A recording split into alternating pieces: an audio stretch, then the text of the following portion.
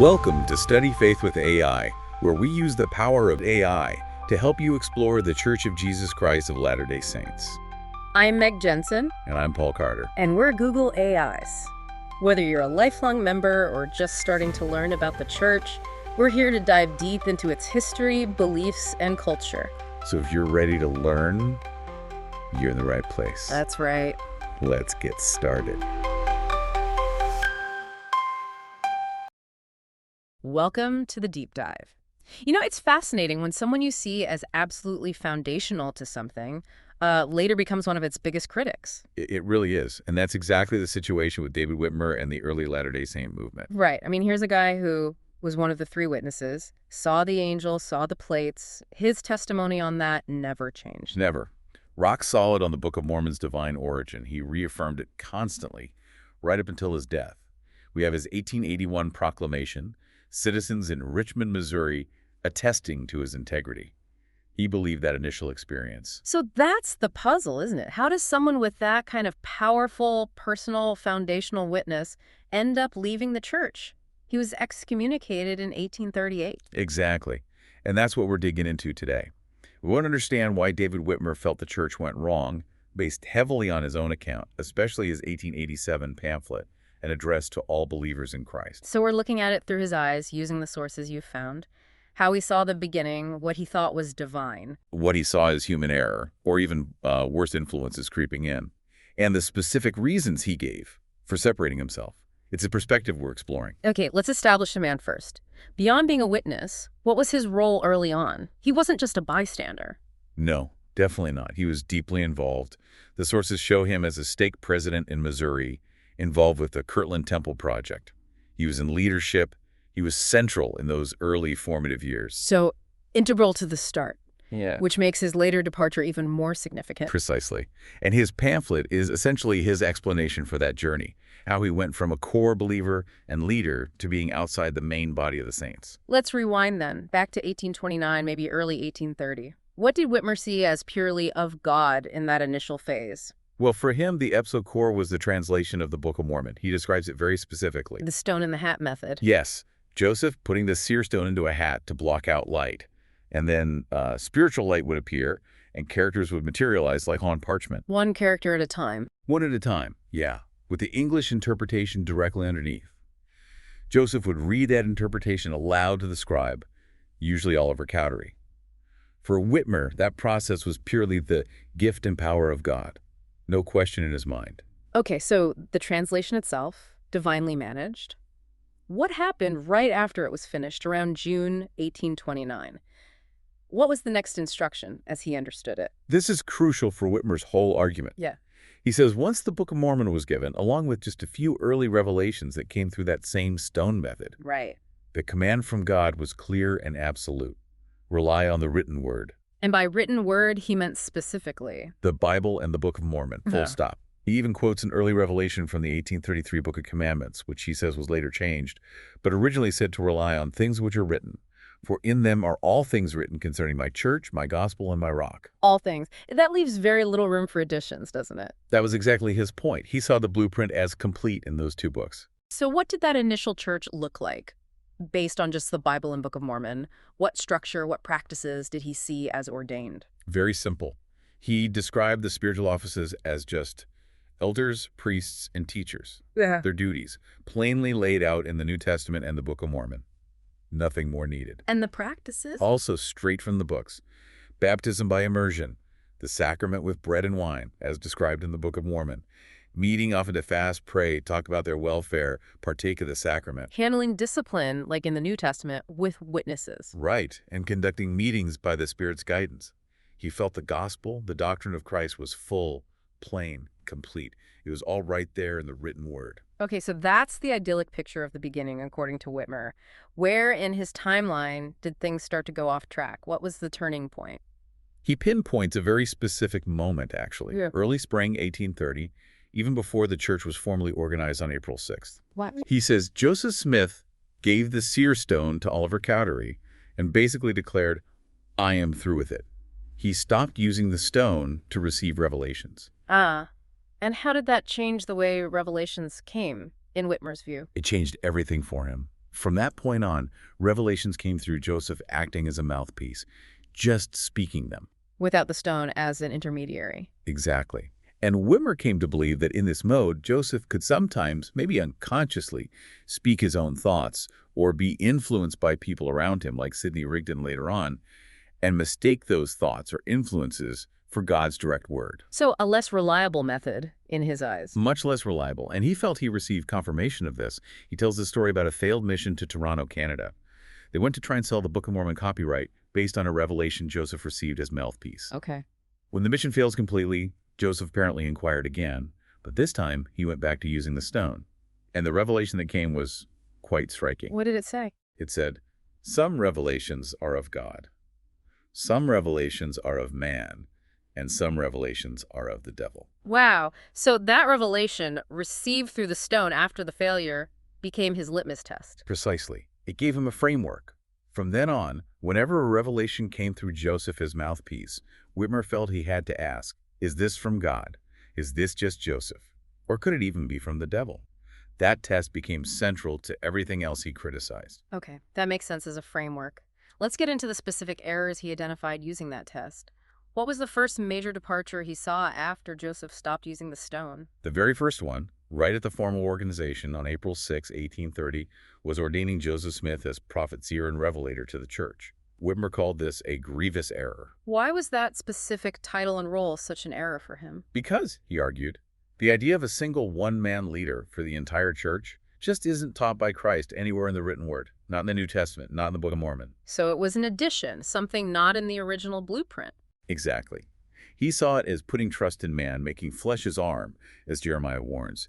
He felt it went against the principle of relying solely on Christ and the written word.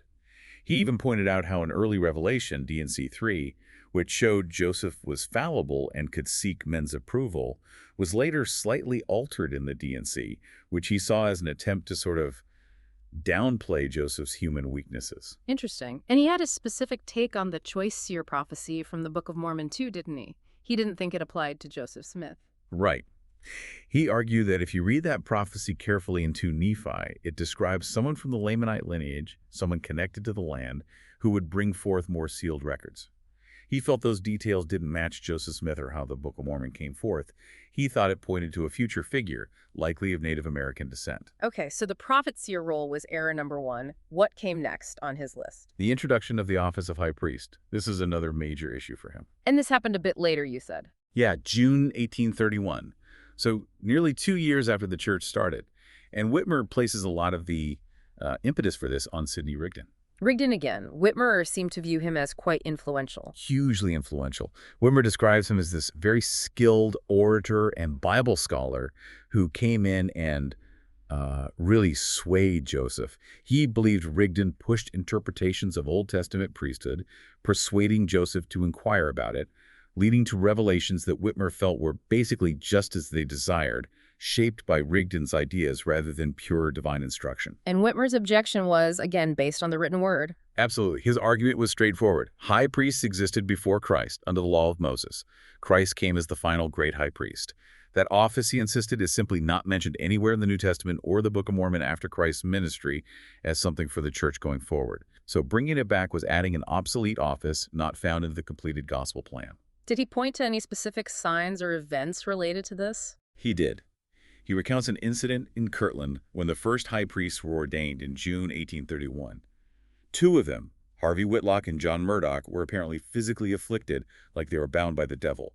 While maybe others saw it differently at the time, Whitmer looked back on it as a clear sign of God's sore displeasure with this unauthorized innovation. And he connected the terminology shift, too, from authority to priesthood. Yes, he felt that emphasis on priesthood language, drawn from the Old Testament model, also came primarily from Rigdon's influence, moving away from the simpler New Testament concept of authority given by Christ. Okay, so prophet, seer, high priests. What was another major change that troubled him? The name change of the church itself. This happened in 1834, and Whitmer saw it as a really serious error, evidence of utter spiritual blindness. What was the change? From what to what?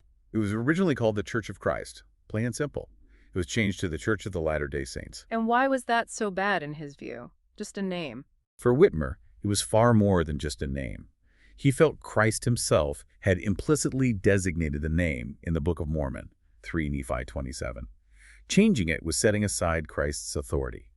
He felt it signaled the church was no longer truly Christ's church, but had become identified with a time period, latter day, and implicitly with the saints, the people, maybe even leaders, rather than being solely centered on Christ. He contrasted the book titles, didn't he? Yes, he pointed to the 1833 Book of Commandments title page showing the Church of Christ versus the 1835 Doctrine and Covenants title page with the Church of the Latter-day Saints as clear evidence of this departure. Which leads us naturally to his problems with the Doctrine and Covenants itself. Canonizing it was an issue. A huge issue. He argued the D&C introduced doctrines that weren't in the Bible or Book of Mormon, and sometimes even contradicted them, and went back to those very early revelations, the ones received through the stone in 1829. The ones he said were meant for individual instruction. Exactly. He maintained they were sacred, personal, and never intended to be published to the world as binding church law. He points out how a revelation originally commanding not to share these things because the world couldn't bear them was, he claims, altered in the D&C to allow publication until it is wisdom in me. A significant shift in meaning, he felt. And did he see negative consequences from publishing them? He certainly did. He relates how he specifically prophesied to Joseph Smith and Sidney Rigdon that if they sent those revelations to Missouri to be printed in the Book of Commandments, the press would be destroyed and the saints driven out of Jackson County. And that happened. It did in the summer of 1833. The printing press was destroyed by a mob.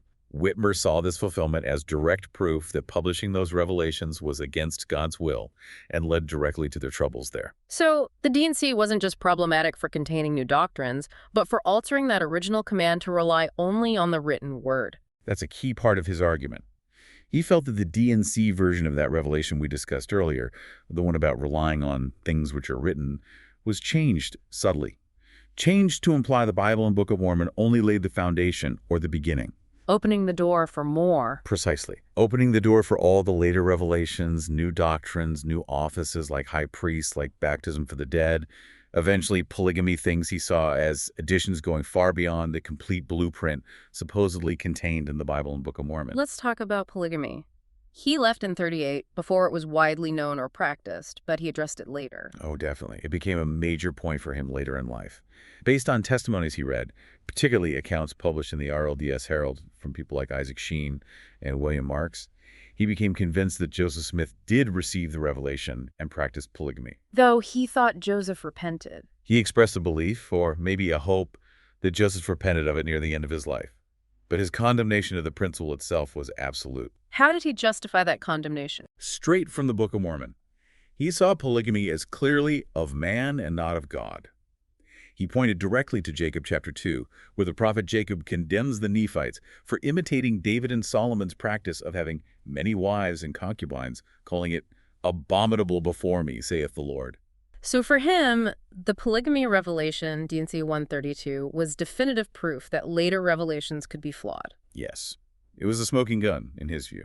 Here was a revelation, coming through Joseph, his mouthpiece, about 14 years after the Book of Mormon translation, that directly contradicted the plain teachings of the Book of Mormon itself. It perfectly fit his framework. Revelations coming after Joseph gave up the stone and he had potentially drifted into error could indeed be of man or even of the devil. But, and this seems really important, he separated Joseph's actions from the Book of Mormon's origin. Critically important. He used the analogy of biblical figures. David sinned grievously with Bathsheba and Uriah. Solomon had hundreds of wives. Yet we don't discard the Psalms or Proverbs because of their authors' later failings. In the same way, Whitmer argued, Joseph's errors, including polygamy, shouldn't invalidate the Book of Mormon, which came forth by the direct gift and power of God through the stone before these errors crept in via the mouthpiece revelations. Okay, one more specific error he mentioned was the attempt to build Zion, the New Jerusalem, in Missouri. What was his issue there? He saw it as acting too soon, based on a misunderstanding. He felt that many members, spurred on by revelations through Joseph, his mouthpiece, got overly zealous and rushed to gather and build the city in Jackson County, believing the time was immediately at hand. But Whitmer thought the timing or the method was wrong. Both, really. He saw it as too hasty. And more fundamentally, he argued it contradicted the prophecies in the written word, especially the Book of Mormon. He believed the Book of Mormon clearly stated that the remnant of Jacob, whom he identified as the Lamanites, the Native Americans, were the ones appointed to actually build the city. Gentiles and other Israelites would only assist them. Since that hadn't happened, and the Lamanites weren't leading the effort, he felt the attempt was premature, and based on a faulty interpretation of when and how Zion would be established. So with all these accumulating issues, the leadership structure, new offices, the name change, the DNC, polygamy, the Zion attempt, all seen as departures from the original written word standard, how did the final break come in 1838? Well, Whitmer says he'd been trying for a long time to voice his concerns, to point out these errors to Joseph and other leaders, but he felt he wasn't heard. Instead, he says he faced persecutions. What kind of persecutions? He describes the atmosphere in far west Missouri in the spring of 1838 becoming quite intense. There was this secret group, likely the Danites under Dr. Avard, demanding oaths of loyalty to support the leadership in everything they taught. And refusing meant trouble. Refusing meant being labeled a dissenter. Whitmer, along with others like Oliver Cowdery and the Phelps brothers, resisted this pressure because they couldn't endorse teachings they believed were in error. He says his own persecutions became severe, specifically because he kept trying to highlight these deviations. So the pressure built and built. What was the final straw, the thing that made him physically leave? He gives a very direct spiritual reason in his pamphlet. He claims that in June 1838, as the pressure and threats mounted, God spoke to him directly by his own voice from the heavens. Another direct revelation. That's what he claimed. And the message was specific. Separate myself from among the Latter-day Saints, for as they sought to do unto me, so should it be done unto them. He saw it as a divine command to leave, partly for his own safety and partly as a judgment on the path the church was taking. It's quite a story. And through it all, leaving the church, facing opposition, he never backed down from that initial testimony of the Book of Mormon. Never. That's the constant thread. His conflict wasn't with the Book of Mormon. It was with everything that came after, the doctrines, the offices, the practices, the revelations that he believed contradicted or went beyond the original complete written word found in the Bible and the Book of Mormon. His core issue seems to be the shift in authority from the written scripture alone to relying on ongoing revelation through a single leader, especially when that leader stopped using the original verifiable method, the stone. That sums it up very well. He saw a danger in elevating any man's word, even a prophet's, to the same level as or above the established scriptures. So David Whitmer's account, especially in this 1887 pamphlet, really serves as a kind of warning, doesn't it? A warning about trusting too much in human leaders versus sticking strictly to what he saw as the foundational, unchanging written word of God. Absolutely. And it raises questions for anyone, really, in any tradition. How do you evaluate new teachings or the claims of leaders? What's your ultimate authority? How do you navigate that tricky space between divine guidance, human interpretation, and maybe other influences, especially when things change over time? It leaves you with a really challenging thought based directly on his argument. If, as David Whitmer passionately believed, the entire doctrine of Christ, everything needed for the church, was fully contained in the Bible and the Book of Mormon back in 1829. Right. What does that imply about the necessity or even the validity of any subsequent revelations, new scriptures, or expanding leadership authority beyond what's already in that written word? It's a profound question stemming directly from his witness and his critique.